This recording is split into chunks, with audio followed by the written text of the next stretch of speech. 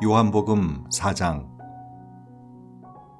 예수께서 바리새인들이 자신과 요한이 세례를 준 횟수를 세고 있다는 것을 아셨다.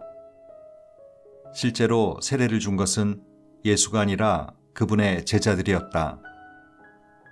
바리새인들은 예수가 앞섰다고 점수를 발표하여 그분과 요한이 경쟁하는 것으로 사람들의 눈에 보이게 했다. 그래서 예수께서 유대를 떠나 다시 갈릴리로 가셨다. 갈릴리로 가려면 사마리아를 가로질러 가야 했다. 예수께서 사마리아의 수가라 하는 마을에 이르셨다. 수가는 야곱이 자기 아들 요셉에게 준 땅과 맞닿아 있었는데 야곱의 우물이 아직 거기 있었다. 여행으로 지친 예수께서 우물가에 앉으셨다. 때는 정오 무렵이었다. 한 사마리아 여자가 물을 기르러 나왔다. 예수께서 그 여자에게 말씀하셨다. 나에게 물 한 모금 줄 수 있겠느냐? 제자들은 점심거리를 사러 마을에 가고 없었다. 사마리아 여자가 당황해하며 물었다. 당신은 유대인이면서 어떻게 사마리아 여자인 나에게 물을 달라고 하십니까? 당시의 유대인들은 사마리아 사람들과 절대로 말을 나누려 하지 않았다. 예수께서 대답하셨다. 내가 하나님의 후하심을 알고 내가 누구인지 알았더라면 내게 마실 물을 달라고 했을 것이고 나는 내게 시원한 생수를 주었을 것이다. 그러자 여자가 말했다. 선생님께는 물기 있는 두레박도 없고 또 이 우물은 깊습니다. 그런데 어떻게 생수를 주시겠다는 말입니까? 선생님이 우리 조상 야곱보다 더 뛰어난 분이라는 말입니까? 그는 이 우물을 파서 자신은 물론이고 자기 아들들과 가축들까지 이 우물에서 마시게 했고 우리에게 물려주기까지 했습니다. 예수께서 말씀하셨다. 이 물을 마시는 사람은 누구나 다시 목마를 것이다. 그러나 내가 주는 물을 마시는 사람은 다시는 목마르지 않을 것이다. 내가 주는 물은 그 사람 속에서 솟구쳐 오르는 영원한 생명의 샘이 될 것이다. 여자가 말했다. 선생님, 내게 그 물을 주셔서 내가 다시는 목마르지 않게 해주시고 이 우물을 다시 찾는 일이 없게 해주십시오. 예수께서 말씀하셨다. 가서 너의 남편을 불러서 다시 오너라. 나는 남편이 없습니다. 하고 여자가 대답했다. 남편이 없다고 한 너의 말이 맞다. 너는 남편이 5이나 있었고 지금 함께 사는 남자도 너의 남편이 아니다. 그러니 너의 말이 맞다. 이제 보니 선생님은 예언자이십니다. 그렇다면 이것을 좀 말해 주십시오. 우리 조상들은 이 산에서 하나님께 예배드렸습니다. 하지만 선생님 같은 유대인들은 예루살렘이 유일한 예배 장소라고 주장합니다. 그렇지요? 여자여, 내 말을 믿어라. 너희 사마리아 사람들이 이 산도 아니고 예루살렘도 아닌 곳에서 아버지께 예배드릴 때가 온다. 너희는 어둠 속에서 확신 없는 예배를 드리지만 우리 유대인들은 밝은 대낮에 확신에 가득 찬 예배를 드린다. 하나님의 구원의 길은 유대인들을 통해 열린다. 그러나 너희가 어떤 이름으로 불리고 어디서 예배드리는지는 중요하지 않게 될 때가 온다. 사실은 그때가 이미 왔다. 하나님 앞에서 중요한 것은 너희가 어떤 사람이며 어떻게 사느냐 하는 것이다. 너희가 드리는 예배는 너희 영으로 진리를 추구하는 예배여야 한다. 아버지께서는 바로 그런 사람, 곧 그분 앞에 단순하고 정직하게 있는 모습 그대로 예배드리는 사람들을 찾으신다. 하나님은 순전한 존재 그 자체, 곧 영이시다. 그러므로 하나님께 예배드리는 사람은 자신의 존재와 자신의 영과 자신의 참된 마음으로 예배드려야 한다. 여자가 말했다. 그것은 잘 모르겠습니다만 메시아가 오신다는 것은 압니다. 그분이 오시면 이 모든 것의 전말을 알게 되겠지요. 예수께서 말씀하셨다. 내가 바로 그다. 너는 더 이상 기다리거나 찾지 않아도 된다. 바로 그때 제자들이 돌아왔다. 제자들은 크게 놀랐다. 예수께서 그런 여자와 이야기를 나누리라고는 생각지도 못했기 때문이다. 제자들 가운데 아무도 자신의 생각을 말하지 않았지만 그들의 얼굴에 다 드러나 있었다. 여자는 눈치를 채고 자리를 떴다. 어찌나 당황했던지 물동이까지 두고 갔다. 여자는 마을로 돌아가서 사람들에게 말했다. 내가 한 일을 다 알고 있는 사람이 있습니다. 와보세요. 그분은 나를 속속들이 아십니다. 혹시 그분이 메시아가 아닐까요? 그래서 그들은 예수를 직접 보러 나갔다. 그 사이에 제자들이 예수께 음식을 권했다. 랍비님, 드십시오. 안 드시겠습니까? 예수께서 제자들에게 말씀하셨다. 나에게는 너희가 알지 못하는 음식이 있다. 제자들은 누가 그분께 먹을 것을 가져다 드리기라도 한 걸까? 하고 어리둥절했다. 예수께서 말씀하셨다. 나를 살게 하는 음식은 나를 보내신 분의 뜻을 행하고 그분이 시작하신 일을 마무리 짓는 것이다. 지금 너희가 주위를 둘러본다면 넉 달쯤 지나야 추수할 때가 되겠다고 말하지 않겠느냐? 내가 너희에게 말한다. 눈을 떠서 눈앞에 무엇이 있는지 똑똑히 보아라. 이 사마리아 밭들은 곡식이 무르익었다. 추수할 때가 된 것이다. 추수하는 사람은 기다리는 법이 없다. 그는 자기 삭슬 받고 영원한 생명을 위해 무르익은 곡식을 거두어 들인다. 이제 씨 뿌리는 사람과 추수하는 사람이 서로 어깨동무를 하고 기뻐하게 되었구나. 한 사람은 씨를 뿌리고 다른 사람은 거두어 들인다는 말이 과연 맞는 말이다. 나는 너희가 일구지 않은 밭으로 너희를 보내 추수하게 했다. 너희는 손가락 하나 보탠 것 없이 다른 사람들이 오랫동안 힘써 일궈 놓은 밭에 걸어 들어간 것이다. 마을에서 온 많은 사마리아 사람들이 예수께 자신의 삶을 맡겼다. 그분은 내가 한 일을 다 아십니다. 나를 속속들이 아십니다. 라고 말한 여자의 증언 때문이었다. 그들은 예수께 좀 더 머물러 주기를 청했고 예수께서는 이틀을 더 머무셨다.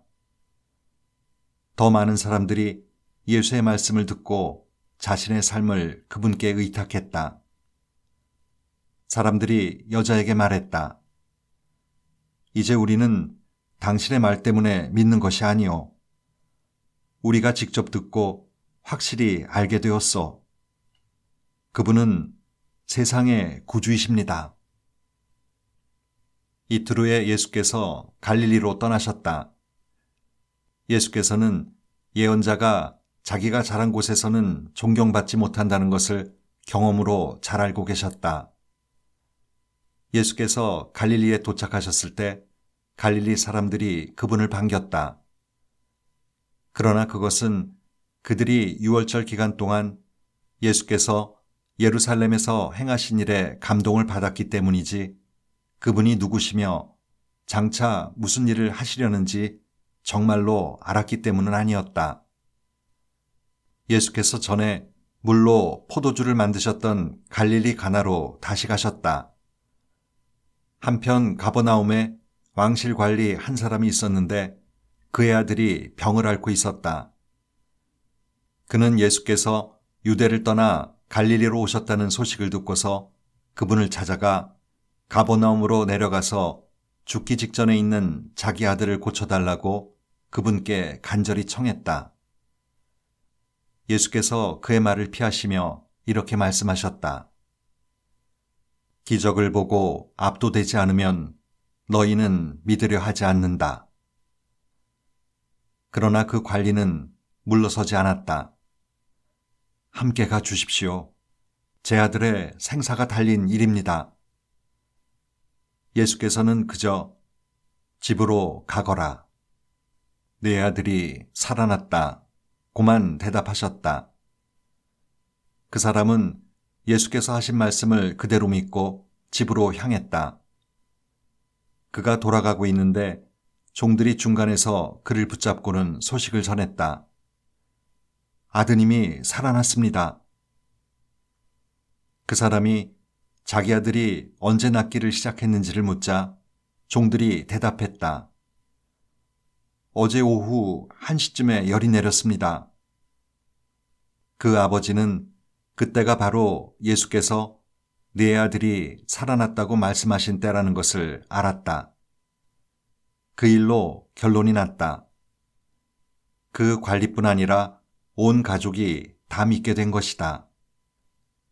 이것은 예수께서 유대를 떠나 갈릴리로 오신 뒤에 보여주신 두 번째 표적이다.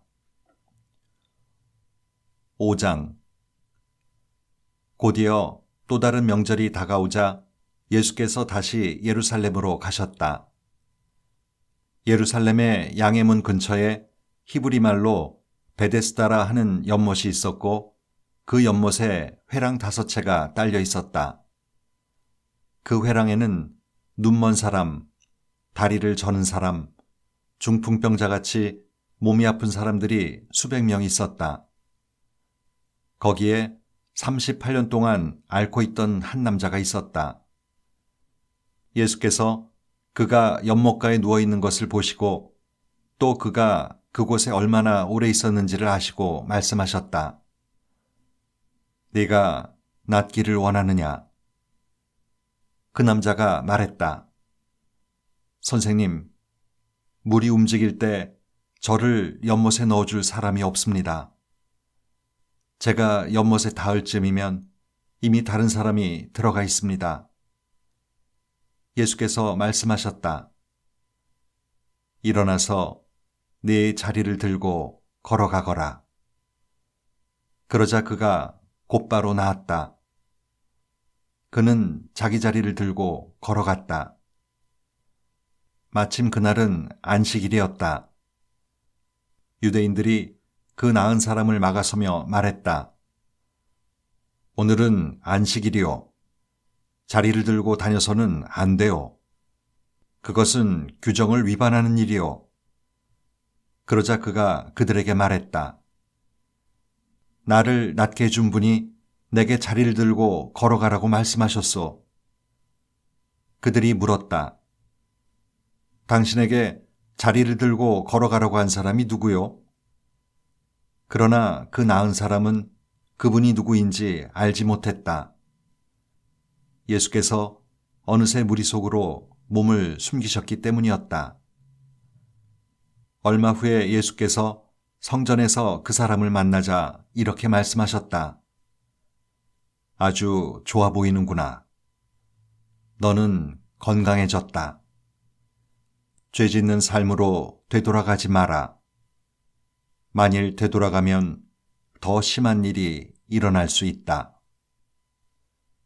그 사람이 돌아가서 자기를 낫게 해주니가 예수라고 유대인들에게 말했다. 그러자 유대인들은 예수께서 안식일에 그 같은 일을 했다는 이유로 그분을 잡으려고 했다. 그러나 예수께서는 스스로를 변호하시며 이렇게 말씀하셨다. 내 아버지께서 안식일에도 쉬지 않고 일하신다. 그러니 나도 일한다. 그 말에 유대인들이 격분했다. 이제 그들은 예수를 공개적으로 공격하는 것에 머물지 않고 그분을 죽이려고 했다. 예수께서 안식일을 어겼을 뿐 아니라 하나님을 자기 아버지라고 부르면서 하나님과 자신을 동등한 자리에 두었기 때문이다. 그래서 예수께서 자신에 대해 길게 설명하셨다. 내가 너희에게 사실 그대로 말하겠다. 아들은 무슨 일이든지 자기 마음대로 하지 않고 아버지에게서 본대로만 한다. 아버지께서 하시는 일을 아들도 한다. 아버지는 아들을 사랑하셔서 자신이 하는 모든 일에 아들도 참여하게 하신다. 그러나 너희가 본 것은 일부에 지나지 않는다. 아버지께서 죽은 사람들을 다시 살리시고 생명을 창조하시는 것처럼 아들도 그 일을 하기 때문이다. 아들은 자기가 택한 사람 누구에게나 생명을 준다. 아들과 아버지는 그 누구도 내쫓지 않는다. 아버지는 심판할 모든 권한을 아들에게 넘겨주셔서 아들도 아버지와 똑같이 영광을 받게 하셨다. 아들에게 영광을 돌리지 않는 사람은 아버지께도 영광을 돌리지 않는 것이다. 아들을 영광의 자리에 앉히신 것이 아버지의 결정이기 때문이다. 너희가 반드시 귀 기울여 들어야 할 말이 있다. 누구든지 지금 내가 하는 말을 믿고 나에게 책임을 맡기신 아버지와 한편에 서는 사람은 지금 이 순간 참되고 영원한 생명을 얻고 더 이상 정죄받지 않는다. 그는 죽은 사람의 세계에서 산 사람의 세계로 과감히 옮겨온 것이다. 너희가 반드시 알아두어야 할 것이 있다. 죽은 자들이 하나님 아들의 음성을 듣고 살아날 때가 왔다. 지금이 바로 그때다. 아버지 안에 생명이 있는 것처럼 아버지께서는 아들 안에도 생명을 주셨다. 또한 아버지께서는 그가 인자이기 때문에 그에게 심판의 문제를 결정하고 시행할 권한을 주셨다. 이 모든 말에 그렇게 놀랄 것 없다. 죽어서 땅에 묻힌 모든 사람들이 그의 음성을 들을 때가 온다. 바른 길을 따라서 산 사람들은 부활 생명으로 들어가고 그릇된 길을 따라서 산 사람들은 부활 심판으로 들어갈 것이다. 나는 단 하나도 내 마음대로 할 수 없다. 나는 먼저 귀 기울여 듣고 그런 다음 결정할 뿐이다. 너희는 내 결정을 신뢰해도 좋다. 내가 내 마음대로 하지 않고 오직 지시받은 대로 하기 때문이다. 내가 내 자신을 위해 말한다면 그 증언은 헛될 뿐 아니라 나의 이익을 위한 것이 되고 말 것이다. 그러나 나를 증언해 주신 분은 따로 계신다. 그분은 모든 증인 가운데 가장 믿을 만한 증인이시다. 게다가 너희 모두는 요한을 보았고 그의 말을 들었다. 그가 나에 관해 전문적이고 믿을 만한 증언을 해주지 않았느냐? 그러나 내가 너희의 지지를 얻으려고 하거나 한낱 사람의 증언에 호소하려는 것은 아니다. 내가 이렇게 말하는 것은 너희로 구원을 얻게 하려는 것이다. 요한은 밝게 타오르는 햇불이었고 너희는 한동안 그의 밝은 빛 속에서 기쁘게 춤을 추었다. 그러나 참으로 나를 증거하는 증언, 요한의 증언보다 훨씬 뛰어난 증언이 있다. 아버지께서 나에게 이루라고 맡겨주신 일이 바로 그것이다. 내가 이루려고 하는 이 일이 아버지께서 실제로 나를 보내셨다는 것을 증언해 준다. 또한 나를 보내신 아버지께서도 나를 증언해 주셨다. 그러나 너희는 이 점을 놓치고 말았다. 너희는 그분의 음성을 들은 적도 없고 그분의 모습을 뵌 적도 없다. 너희의 기억 속에 그분의 메시지가 하나도 남아있지 않은 것은 너희가 그분의 심부름꾼을 진정으로 받아들이지 않았기 때문이다. 너희는 영원한 생명을 얻을 수 있으리라는 생각에 늘 성경에 파묻혀 지낸다. 그러나 너희는 나무를 보느라 숲을 놓치고 있다. 이 성경 전체가 나에 관해 기록된 것이다. 그런데 내가 너희 앞에 이렇게 서 있는데도 너희는 생명을 원한다고 하면서 정작 나에게서 그 생명을 받으려고 하지 않는다. 나는 사람들의 인정을 받는 데는 관심이 없다. 왜 그런지 아느냐? 내가 너희와 너희 무리를 잘 알기 때문이다. 나는 너희의 행사 일정에 사랑이 없다는 것을, 무엇보다 하나님의 사랑이 없다는 것을 안다. 내가 내 아버지의 권한을 가지고 왔으나 너희는 나를 쫓아내거나 피하기만 한다. 만일 다른 누군가가 으스대며 왔다면 너희는 두 팔 벌려 그를 맞았을 것이다. 너희가 서로 자리다툼을 벌이고 경쟁자들보다 상석에 앉으려 하고 하나님을 무시하는데 시간을 다 허비하면서 어떻게 하나님과 함께하는 곳에 이르기를 기대하느냐? 그러나 내가 내 아버지 앞에서 너희를 고발할 것이라고는 생각하지 마라. 너희를 고발할 이는 너희가 그토록 의지하는 모세다. 너희가 모세의 말을 진실로 믿었더라면 나를 믿었을 것이다. 그가 기록한 것이 나를 두고 한 것이기 때문이다. 너희가 그의 기록도 진정으로 받아들이지 않는데 어떻게 내 말을 진정으로 받아들일 것이라고 기대할 수 있겠느냐? 6장. 이 일 후에 예수께서 갈릴리 바다 건너편으로 가셨다.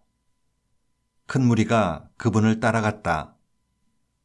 그것은 그들이 예수께서 병자들에게 행하신 기적을 보고 거기에 매료되었기 때문이었다. 건너편에 이르자 예수께서 언덕에 올라가 앉으셨고 제자들은 그분 주위에 둘러앉았다.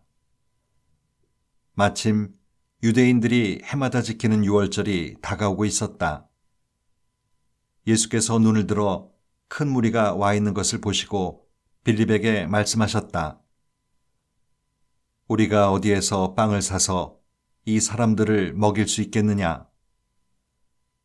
이렇게 말씀하신 것은 빌립의 믿음을 자라게 하기 위해서였다. 예수께서는 자신이 할 일을 이미 알고 계셨다. 빌립이 대답했다. 각 사람에게 빵 한 조각이라도 돌아가게 하려면 은화 200개로도 모자르겠습니다. 제자들 가운데 한 사람인 시몬 베드로의 동생 안드레가 말했다. 여기 한 아이가 보리빵 5개와 물고기 2마리를 가지고 있습니다. 하지만 이 많은 사람들을 먹이기에는 턱없이 부족한 양입니다. 예수께서 말씀하셨다. 사람들을 앉게 하여라.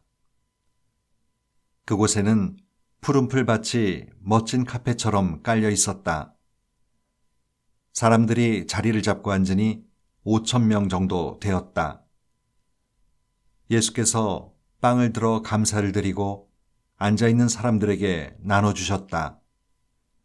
그리고 물고기를 가지고도 그와 같이 하셨다. 모두가 원하는 만큼 실컷 먹었다. 사람들이 배불리 먹고 나자 예수께서 제자들에게 말씀하셨다. 버리는 것이 없도록 남은 것을 다 모아라. 제자들이 모으고 보니 보리빵 5개로 먹고 남은 것이 커다란 12바구니에 가득 찼다.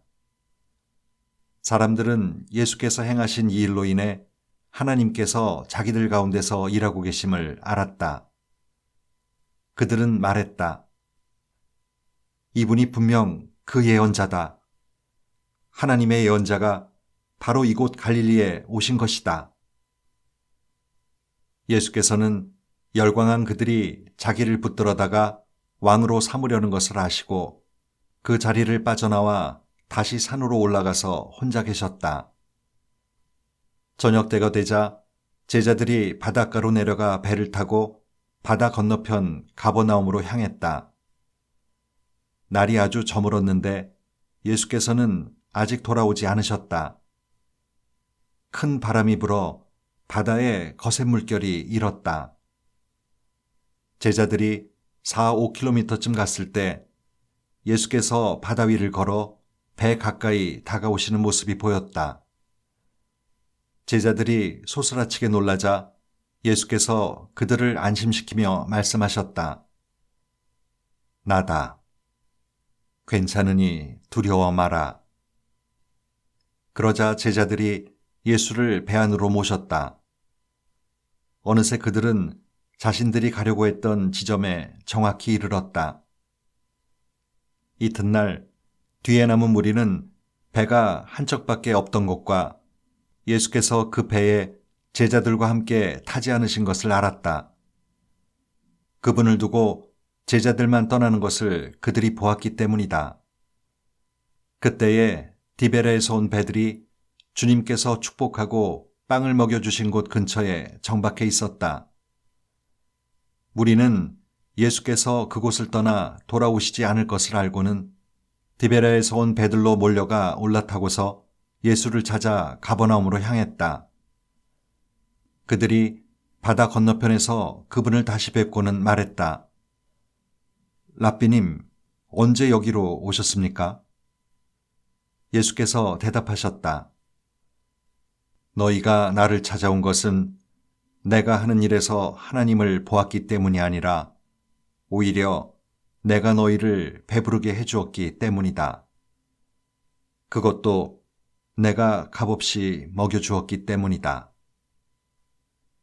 너희는 그렇게 썩어 없어질 음식을 얻으려고 힘을 허비하지 마라. 너희와 함께 있을 음식, 너희의 영원한 생명을 살지게 하는 음식, 인자가 주는 음식을 위해 일하여라. 인자와 인자가 하는 일은 하나님 아버지께서 끝까지 보증해 주신다. 그러자 그들이 말했다. 우리가 하나님의 일에 참여하려면 무엇을 해야 합니까? 예수께서 말씀하셨다. 하나님께서 보내신 이에게 너희 삶을 걸어라. 그렇게 너희 자신을 걸 때에야 하나님의 일에 참여할 수 있다. 그들이 애매한 말로 비껴갔다.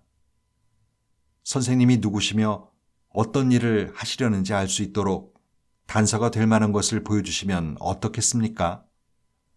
그러면 우리가 알아보고 나서 우리 삶을 걸겠습니다. 선생님이 무슨 일을 하실 수 있는지 보여주십시오. 모세는 광야에서 우리 조상들에게 빵을 먹게 해주었습니다. 성경에도 그가 그들에게 하늘에서 내려온 빵을 먹게 해주었다고 기록되어 있습니다. 예수께서 대답하셨다. 그 성경 말씀의 진정한 의미는 이렇다. 모세가 너희에게 하늘에서 내려온 빵을 주었다는 것이 아니라 지금 이 순간에 내 아버지께서 너희에게 하늘에서 내려온 빵, 곧 참된 빵을 주신다는 뜻이다.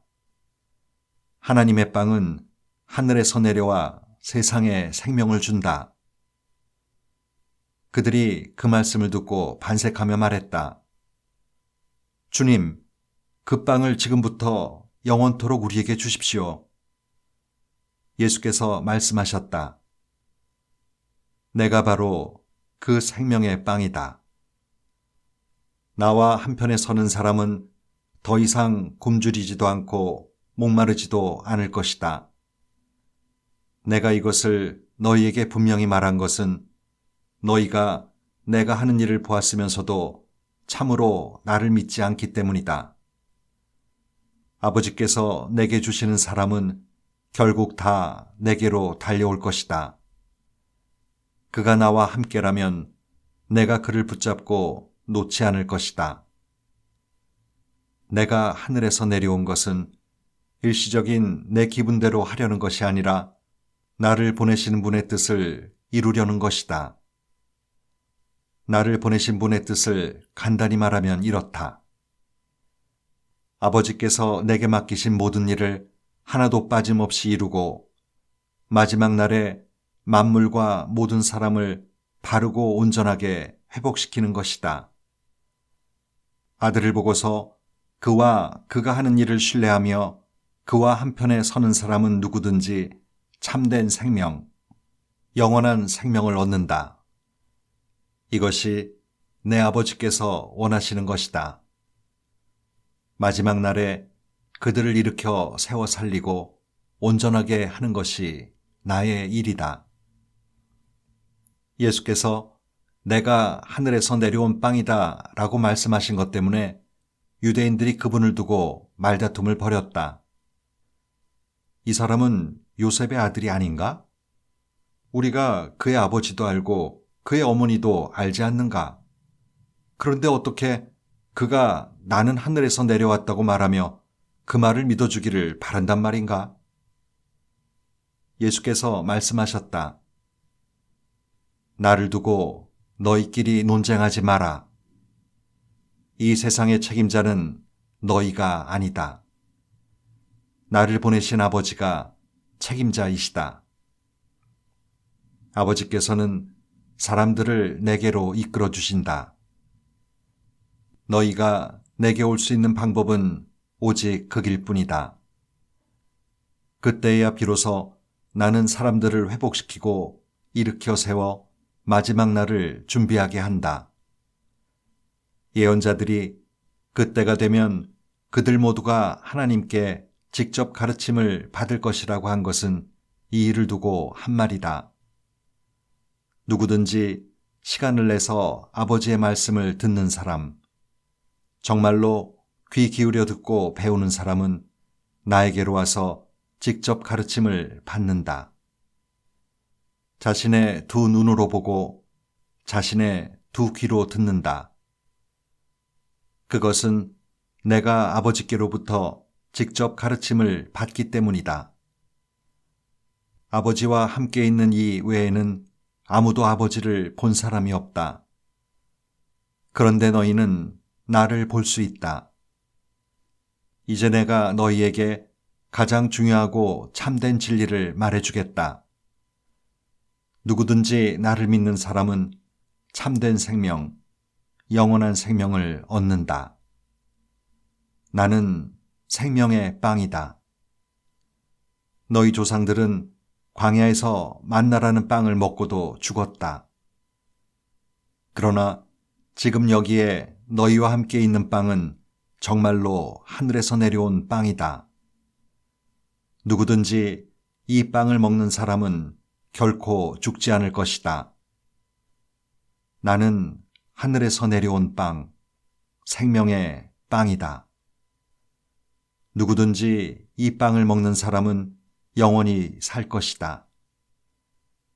내가 세상에 줄 빵, 세상으로 하여금 먹고 살게 할 빵은 나 자신, 곧 내 살과 피다. 이 말을 들은 유대인들이 서로 말다툼을 벌였다. 이 사람이 어떻게 자기 살을 먹을 수 있게 내어준다는 말인가? 그러나 예수께서는 조금도 물러서지 않으셨다.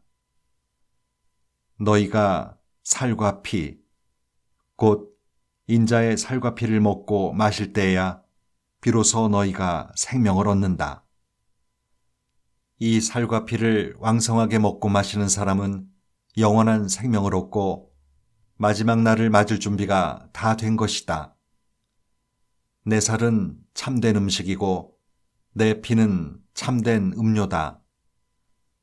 너희는 내 살을 먹고 내 피를 마심으로 내 안에 들어오고 나는 너희 안에 들어간다. 온전히 살아계신 아버지께서 나를 이 세상에 보내셨다. 내가 그분으로 말미암아 사는 것 같이 나를 먹는 사람도 나로 말미암아 살 것이다. 나는 하늘에서 내려온 빵이다. 너희 조상들은 빵을 먹고도 죽었지만 누구든지 이 빵을 먹는 사람은 영원히 살 것이다. 이것은 예수께서 가버나움 회당에서 가르칠 때에 하신 말씀이다. 예수의 제자들 가운데 많은 사람들이 이 말씀을 듣고 말했다. 이 가르침은 너무 어려워 받아들이기가 힘들다. 예수께서 제자들이 이 말씀을 두고 힘들어하는 것을 아시고 말씀하셨다. 내 말이 그렇게도 혼란스러우냐? 인자가 원래 있던 곳으로 올라가는 것을 보게 되면 어찌하겠느냐? 성령만이 생명을 만들어낼 수 있다. 육신의 근력과 의지력으로는 아무것도 일어나게 할 수 없다. 내가 너희에게 전하는 모든 말은 성령의 말이며 생명을 만들어내는 말이다. 그러나 너희 가운데 이 말에 저항하고 이 말에 관여하지 않으려는 사람들이 있다. 예수께서는 자신에게 인생을 걸지 않을 사람들이 있다는 것을 처음부터 알고 계셨다. 또한 자신을 배반할 자가 누구인지도 알고 계셨다. 예수께서 계속 말씀하셨다. 그래서 내가 전에 자기 힘으로는 아무도 내게 올 수 없다고 너희에게 말한 것이다. 너희는 아버지께서 주시는 선물로만 내게 올 수 있다. 이 일 후에 제자들 가운데 많은 사람들이 떠나갔다. 그들은 더 이상 그분과 관련되기를 원치 않았다. 그러자 예수께서 12 제자에게도 기회를 주셨다. 너희도 떠나가려느냐? 베드로가 대답했다. 주님, 참된 생명, 영원한 생명의 말씀이 주님께 있는데 저희가 누구에게 가겠습니까? 저희는 이미 주님이 하나님의 거룩하신 분임을 확신하며 주님께 인생을 걸었습니다. 예수께서 대답하셨다. 내가 너희 12를 직접 뽑지 않았느냐? 그러나 너희 가운데 한 사람은 마귀다. 이는 예수께서 시몬 가룟의 아들 유다를 두고 말씀하신 것이다. 12 제자 가운데 한 사람인 이 자는 그때 이미 예수를 배반할 준비를 하고 있었다.